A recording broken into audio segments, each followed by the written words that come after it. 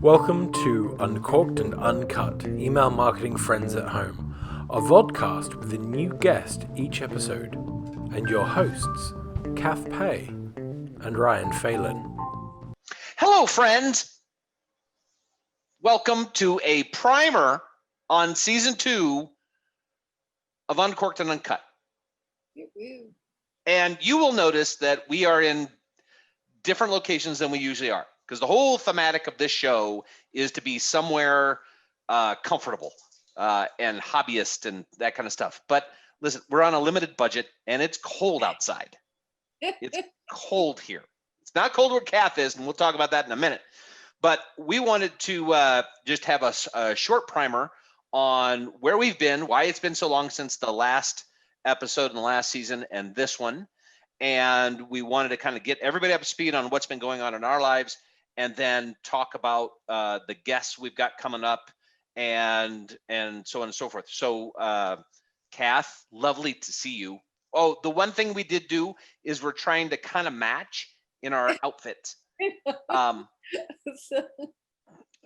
I'm in my office because it's cold, but Kath, where in the heck are you? Okay, so I'm in Antigua. I have moved here for a year, and so my crate hasn't arrived yet, so I'm in my temporary office space. But next time, hopefully you'll see me in my real office space, or maybe the time after, and you might get a nice view. So there we go. And you are how far from the ocean? I'm a few minutes walk. A few minutes walk. And from my veranda, you can see the sea. In fact, you can see over to Montserrat. See?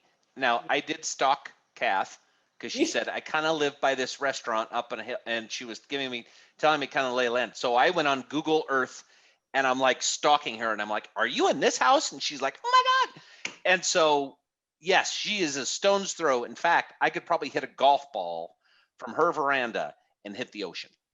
You could be a bit scary though for the people underneath, but yeah. Mm-hmm. No, I wouldn't hit anybody. So tell people, why did you move to Antigua? I mean, listen, I wish I would have moved to a tropical island somewhere before all this crap started and been trapped. But why did you move? A couple of reasons. I guess the main one is normally I'm traveling so much around the world speaking, and as you are too, Ryan. But with COVID, conferences aren't happening. In-person conferences aren't happening. Right. So it kind of gave me the ability to actually settle down somewhere, and like enjoy being here, because if I were to do this historically, I'd be up and leaving all the time. Yeah. So COVID's actually given me this opportunity. And not only that, the Antiguan government are also offering one of those, it's called digital nomad residency visa. Mm-hmm. So I can come and live here as long as I can earn my money elsewhere, not here in Antigua, I can come and enjoy the wonderful lifestyle and spend my money here helping the economy. Because, as many of the other, islands around here, they're suffering greatly because of lack of tourism. So, so that's kind of it. And, I've got an awesome team back in the UK. So we're still carrying on as usual. 50% of our clients are basically US anyhow. So it's kind of like I'm either in the UK time zone or I'm in, it's more or less US time zone. Yeah, you're smack in the middle. You used to be 6 hours ahead, and now of me, and I'm in Central time zone. And so now you're only 2. So you are 2. With the time change, you're 2. You're 1 outside of New York. Mm-hmm. Yeah. So, I'm 4 hours behind the UK now. Yes. So you're like smack dab in the middle of everything. Yes. Good place to be, hey. Yes. I had to add a column on my calendar that says Kath, and I'm not lying. There's a column on my thing on on Outlook on the site. It says Kath and Kath's time zone because I was getting tired of trying to do the math. Math is hard. Yeah, so for me, I guess also, I mean, so Antigua is a place I've been coming to for years, multiple times a year. I have a great love for the country and for the people. And also being an Australian, I've lived in England, and that's still my home now, right? So I'm still regarding England as my home. But being an Aussie, I'm really, really used to beaches and the lifestyle. And I'm kind of, I do miss it. I miss Australia, I miss the beaches. So this gives me the ability to still have sun and sand and water, but, in a sort of reasonable time zone. Yeah. It's like crazy. Well, Yeah. I am super jealous, and I think everybody watching is super jealous. But the advantage for everybody watching is my next vacation and many others will be Antigua. Yes. So, we can do a special. Yes, we could do an in-person Uncorked. You know what? I could use that for the tax deduction to pay for the trip. I'm calling my tax guy right after we're done. Hey, we're sorted. That's how I paid for a vacation here, going down to Houston. Anyway, that's a whole nother topic. So I hear you've got some, well, I know you've got some pretty darn exciting news of your own too. I do. I am building a house, and they finally have started digging dirt. I'm so amazed at how quickly that happened. Oh, for me, it feels like it has taken forever. Yeah. And it really hasn't been bad. We bought the land back in June, I think June, July timeframe.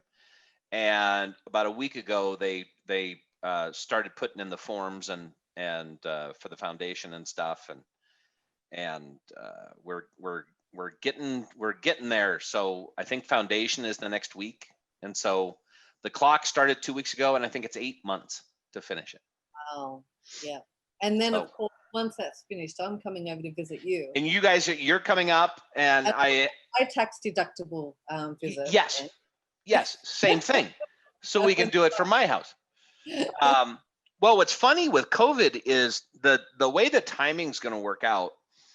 I turned 50 this year, and I know. And so on my 40th birthday, a bunch of my friends and I went down to St. Martin and rented a house for a week, and it was gorgeous and beautiful. And so that was the plan for next year, was we were going to rent the same house on St. Martin and go down and stay for a week and a half. And with COVID and travel and all this stuff, I can't plan. I don't know if other people can, but I can't plan for that with the instability of what the world is going to look like. And so I was talking to some friends, and I said, maybe for my 50th, everybody just comes to the house. And since it'll be new to me, it'll be like a vacation rental. We can still hang out at the pool, and we'll just turn our phones off, and I'll set the Wi-Fi to be like dial-up, and it'll be fine. I'll only have like 6 stations on the television, and 3 of them are Spanish. Sounds That's like it. So, yep, getting the house done, and God, I can't wait till that's finished. Yeah. Just can't wait. It's going to be beautiful. But you have something coming up in the very near future with a new what is it? A new book? A new book. Well, it's not a new book. It's the first book. It's the first book. I would like to say it's a new book, but no, it's the first book. It's way, way overdue, but yes. So that's going to, I've literally, they're about to get the first, test copy printed, send over to me for approval. Once that's done, it's happening. That's it. Wow. Yes. So it'll be able to be purchased on Amazon in Kindle format, and also it's like a really nice, one of those nice lush paperbacks. Mm-hmm. Yeah. I have a spot right down there on my bookshelf where it's going to go. Right there. See, there's kind of a divot right there. That's the Kath spot. Good. So tell me, why did you write the book? It's that's funny. I should actually know the answer to this. We may want to work on this answer, because you may get asked it a few times. I may actually. I guess I've just been writing so much over the years, and I know that I have a different stance on a lot of things email marketing. Mm-hmm. So I kind of wanted, and also I've introduced a lot of things as well. So I guess I wanted to sort of put it in one package, so someone can come and read the book, get a different perspective, maybe get some inspiration. Just sort of, hopefully they'll take a couple of things away, if not even more. But I think that's it. I think it's always a case of, okay, I always say I live, breathe, sleep email marketing, which is so true. It's sad, I know, but true. And so I thought, but also lots of people have just been asking me, when's your book out? Yep. When are you writing a book? All that kind of stuff. So there was that little bit of pressure there as well. Yeah. So, and no one sort of it seems overly surprised when I say I've written a book, and they go, okay, yeah, that's kind of expected. Finally. Yeah, exactly. Finally. So, yeah, so it's kind That's very cool. Incredibly. I think this is the nerve-wracking stage. It was hard to actually write it because you're there going, have I said everything that I need to say? What am I missing out? And it's been delayed for about 2 years because of the editing process, right? How stupid is that? Because I kept on saying, no, I've got it. Oh, and there's this new client, and they've got this, and I've got that case study, and I want to add this, and what about this? And I've just, you know what I mean? Like, I think that's one of the things I love about email marketing is that it is still evolving. And I am still, after being in the industry for over 20 years, I'm still learning. And so therefore I still find new things to write about, to sort of pontificate on. Yes. Lend your voice to. Yeah. So it was delayed for a couple of years, which is a bit sad, but there you go. It's finally it's going to get its voice shortly. There we go. I am excited. We will announce it. You'll announce it like everywhere. It'll be. Every time I'm on LinkedIn, I see something about holistic. I mean, it's constant, and I see you're wasting ad dollars on me, but it's not ads. It's all your posts about all the webinars you're doing and all this stuff. And so I can't wait to see all the stuff about your book. That'd be amazing. So, and I know I'm excited about it, and I know you are. Yes. What is that sound in the background? Is that the rooster? It's the rooster. I've got goats over here. See, farm kid for 100. I've got roosters, and then I wonder if it's going to happen if and when a siren goes down on the main road. Remember? Yes. Only a few minutes walk away, right? All the dogs in their neighborhood, and I swear there must be like 100 of them, they all start to howl at the same time. Yeah, so they're basically mimicking the siren on the. Oh my God, you've got to get that on video. We got to open the show with that one day. Seriously, it's hysterical. So yeah, but I tune everything out now. I'm used to it. Yeah. Well, the last thing on my side, we have a president-elect. Yes. In the States, and I am not going to do a commentary on either way, shape, or form. I'll just say, of all the dumpster fires this year, at least that one is hopefully drawing to a close soon. So that has been a big stressor for a lot of people. I just wrote an article for one of the pubs I do stuff for, and yeah, I mean, I can't imagine. The perspective of the article was, I can't imagine. I mean, I have a hard time doing production. I'm working on a deck right now for a client, and it has taken me twice as long because of anxiety and stress and all that kind of stuff. And I can't imagine being at a Fortune 500 retailer and trying to wade through not only how do you market, or what do you market, but how do you market it in a year that has so many things going on, from COVID to the economy to closures to political to, I mean, I don't know a time in my history where we have dealt with this much stuff. Yeah. In parallel. in UK, we've got Brexit still as And well. you've got Brexit. No deal Brexit even. Yes, you've got all kinds of weird stuff.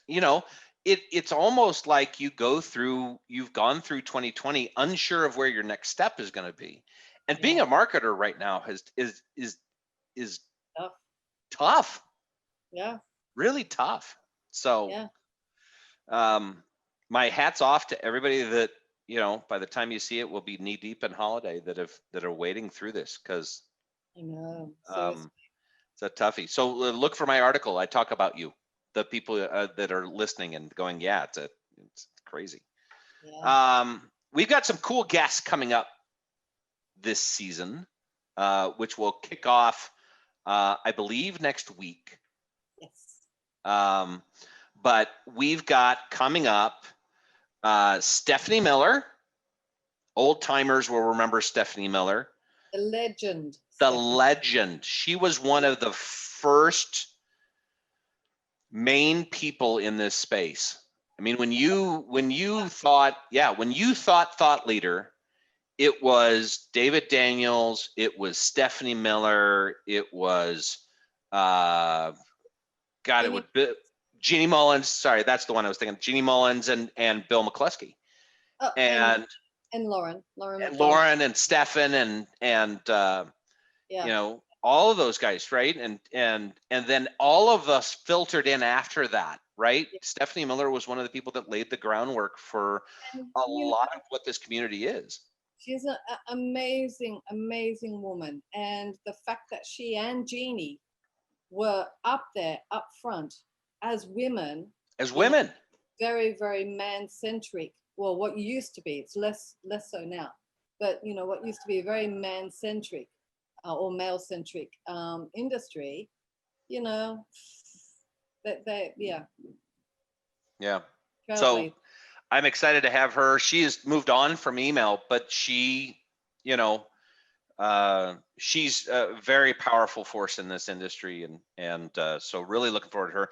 And then next is as powerful of a person, somebody that I think is smarter than me, but don't tell my wife because she believes it. Is Gretchen Shimon will be here, will be on the show. She's currently over at Live Clicker as VP of marketing, but I have worked with Gretchen on projects before, and back when I was at Sears, this is how far we go back. When I was at Sears, she was on the team at Ogilvy that worked on my email account. So I got my first taste of Gretchen back when she and Robert Schwartz and a bunch of other people were on the Ogilvy team. So I have known her for years, and she's amazing. So, and you've worked with her a little bit too on the webinar series. Yes, we worked together as well. So she's absolutely brilliant. Yeah. That's a really great interview. And then we've got Tink Taylor. We got Tink. Yes. My God. I can't tell any stories about Tink because you're not supposed to. Alcohol. It's kind of like Fight Club. But Tink, founder of Digital, Mailer, a phenomenal friend to a lot of us in the industry, and just one of the nicest people you will ever meet. And I have been just honored to be friends with him for a long time. And he was, you and him and Skip and a lot of the UK group, I just always adored coming over to the UK because we were all such good friends and just real down to earth people. So Tink's at the top of it, is in that list. Then we have my business partner, John Caldwell, which tune in for, because I don't know what he's going to say. But that's what we love about John. That's what we love about John. Yes. There's he has a sign on his office that says no BS zone. And that's John. He just doesn't, he tells it like it is. Yep. So and then we have Elliot Ross from the UK, good friend of yours, good friend of mine. You talk about Elliot. Oh, Elliot amazes me. Elliot, I'm going to be talking about this in the interview, which we haven't done as yet, but Elliot is one of these guys who I first knew him. He was working with eDialogue as a designer, and we kind of just kept touch, and then he created an agency, and before you knew it, this agency was like doing amazingly well, and then he said, oh, why not also create some software to help my clients? So then he created another company called Taxi for Email. And I was saying this to Della the other day, actually. I was going, Elliot just amazes me because he has these two incredibly successful companies that are selling fantastic products and incredibly helpful products to marketers and everything. But you always will find him on the Email Geek Slack, and he'll be on Twitter and Instagram, and he actually converses. I'm like, I don't have time to converse. It's kind of like, I barely have time to read, much less than to reply and converse and all that kind of stuff. So this guy, he literally, he amazes me. Yep. Yeah. And he's humble as heck. I mean, my goodness. Isn't he? Oh. Sweetest guys that you'll ever meet. Oh, yep. And he's a DJ. Oh. And he's a DJ. He and I share that. So I was a DJ in a former life, and he actually spins now. So I can't wait to talk to him about that. He does stuff that I mean, I was old school. I was back just CDs, and he actually is doing some really great stuff on the tables. So and then lastly, April Mullen will be a guest, co-founder of Women in Email, and she's over at SparkPost. And doing great. I have done some stuff with her over at SparkPost, and she has really been one of those in the last few years that come up into the industry, and it's been great to have her thought leadership and her perspective, and she's good people. I look forward to talking to her too. So yeah. We got a full slate. Who else we got? Well, no, we've just got a few others too. We got a few others. Yeah, secrets. You have to tune in. But yeah, it's going to be a fun season. Again, we're this is just kind of give everybody a behind the scenes look at who we are and what we do, and we'll talk about email a little, but we talk about our lives, and I think the more and more we tape these, Kath, what I kind of remember is I hope that we give people an insight to the real behind the scenes kind of look at who we are, so that they go, hey, I could be one of those. I could be a thought leader. It doesn't, these people aren't like, I mean, we're brilliant, but we're not like stupid brilliant. No. We're not like heady and above everybody. We're just we're just doing our gig and having fun and contributing to an industry that is amazing. And we want more people doing this kind of stuff. Absolutely. And I think if you go back, like just thinking about those names that we've just mentioned now, who are on, coming up in series 2, the thing that they all have in common is passion. Yes. For email, passion for clients, passion for their brand, and I think passion is one of the key attributes and the key ingredients to, hey, if anyone's watching this and they're kind of going, okay, I want to be, up there. Yep. Get passionate. Yeah. And I think everyone on that list and everybody we did last season, I think and you and I have talked about this, and we talked about it in the first season with different people, is each of these people we just named and everybody last season, you could literally send them an email and say, hey, can I get a half hour? I want to pass some ideas by you, or I want to get some advice on a strategy, or do you have something X, Y, Z? And they would pick up the phone and they would talk to you and not send you a bill. It's not, they would help you out no matter what you needed. And I think that's one of the great things about this industry, is that we're all looking to lift everybody up. We're all looking to make everybody smarter. And since the beginning, 20 plus years ago, that's been a constant theme for all of us. So anyway, you have to go walk on it. Is it walk on the beach day, or is it raining still? Yeah. It looks nice outside, but it could be just cloudy. Yeah, it's a little bit cloudy today. I think I'm going to have a a lazy day today. Because, going to the beach, it's so stressful. I know. I don't know. I told you this the other day. I don't know how you do it. Do I work on this deliverable or do I take my chair down to the beach? Well, I mean, I'm getting it down to a fine art. Go for a walk in the morning, right? So, I have the beach to myself. I've got a beautiful beach, the one I can walk to. It's literally just absolutely gorgeous. And it's a nice little sort of curve. And it's long enough to have a good walk. So I do that. And then in the afternoon, after I've got, because, the majority of my work done, afternoon around 3, I sort of go and have a swim. Then depending on my workload, I might hang there for a bit, dry out, go for another swim, or I might just come back and keep working. So, it's a tough life. I'm looking for just so my viewers know how much you are suffering. Folks, this is how she's suffering so badly. This is the view on her beach. This is the first picture of her beach that she sent me. Yeah. And I think I replied, "Oh, you poor girl." Yeah, it's tough. Yeah. So, well, Kath, I look forward to season 2. I look forward to hearing all about Antigua, and we will see everybody in later episodes. Be safe and enjoy. Bye.